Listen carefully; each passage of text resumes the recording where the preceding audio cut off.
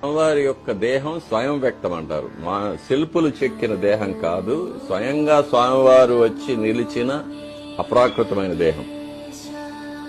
కాబట్టి అది ఆ స్వామివారి యొక్క మూలబింబం దేనితో తయారు చేసిందని కూడా మనకు తెలియదు, మనం చెప్పలేం.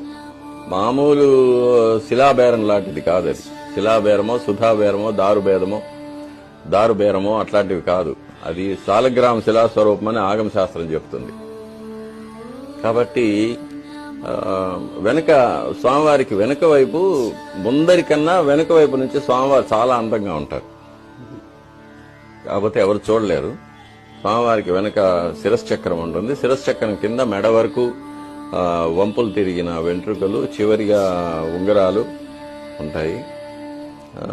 ప్రళంబ యజ్ఞోపవీతం ఉంటుంది, కౌపీనం ఉంటుంది.